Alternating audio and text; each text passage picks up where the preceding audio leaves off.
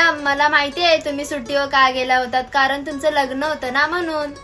अच्छा, हुशार आहे. तुम्ही छान दिसताय आणि तुमच्या हातातला चुडा सुद्धा छान दिसतोय. थँक्यू सो मच बा. मॅडम तुम्ही आम्हाला नाही बोलवलं लग्नाला, ते पॉसिबल आहे का तुम्हाला सर्वांना बोलायला? मी तुमची स्टोरी बघितली, तुमचे हसबंड तुमच्यापेक्षा पण छान दिसतायत.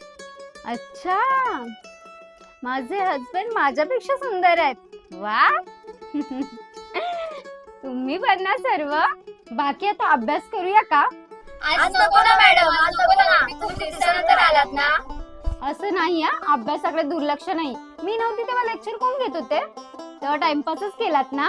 अहो मॅडम कुठे, तुमच्या हर एक लेक्चरला गणिताच्याच मॅडम येऊन शिकवायच्या.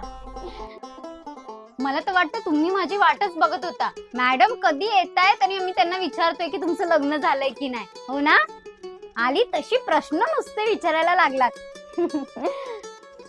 पण मॅडम खरंच लग्नानंतर तुमच्या फेसवर ग्लो आलाय. अरे बानू बस आता माझी तारीफ बस. मॅडम तुम्ही असं रोज तयार होऊन येणार? नाही नाही, रोज असं येणं पॉसिबल आहे का ग? असं कसं येणार? आता नवीन लग्न झालंय तर थोडे दिवस टापटीप यावं लागेल.